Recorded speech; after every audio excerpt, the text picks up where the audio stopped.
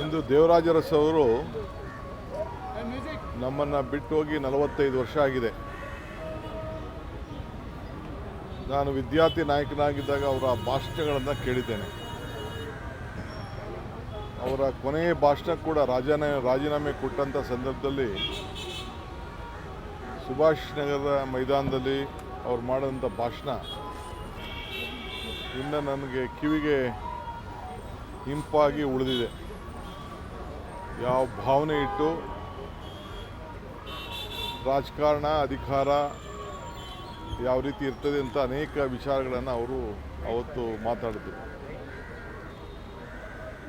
100 ವರ್ಷ ಆದರೂ ಕೂಡ ಅವರ ಸಾಧನೆಗಳು ಅವ್ರು ಇಲ್ಲದೆ ಹೋದರೂ ಕೂಡ ಜೀವಂತವಾಗಿ ಬದುಕಿರ್ತವೆ.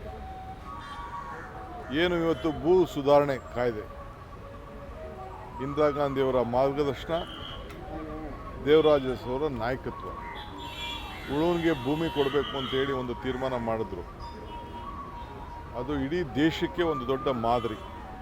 ಆ ಕಾರ್ಯಕ್ರಮ ಅಷ್ಟು ಅಚ್ಚುಕಟ್ಟಾಗಿ ನಡ್ಕೊಂಡು ಬಂದಂಥ ಒಬ್ಬ ಧೀಮಂತ ನಾಯಕ. ಅರಸು ಕುಟುಂಬಕ್ಕೆ ಸೇರಿದರೂ ಕೂಡ ಎಲ್ಲ ಜನಾಂಗವನ್ನು ಬೆಳೆಸಿ ಹಿಂದುಳಿದ ವರ್ಗದ ನಾಯಕರುಗಳ ಒಂದು ವಿಶೇಷವಾದಂಥ ಕಾಳಜಿಯನ್ನು ಇಟ್ಟು ಅವರ ಬೆಳೆಸಬೇಕು, ರಾಜಕೀಯವಾಗಿ ಆರ್ಥಿಕವಾಗಿ ಶಿಕ್ಷಣವಾಗಿ ಬೆಳೆಸಬೇಕು ಅಂತೇಳಿ ಮಾಡಿದಂಥ ಕಾರ್ಯಕ್ರಮವನ್ನು ಕೂಡ ಇವತ್ತು ನಾವ್ಯಾರೂ ಕೂಡ ಮರೀಲಿಕ್ಕೆ ಸಾಧ್ಯ ಆಗ್ತಿಲ್ಲ. ಸೊ ದೊಡ್ಡ ಅಡಿಪಾಯವನ್ನೇ ಹಾಕಿದ್ದಾರೆ.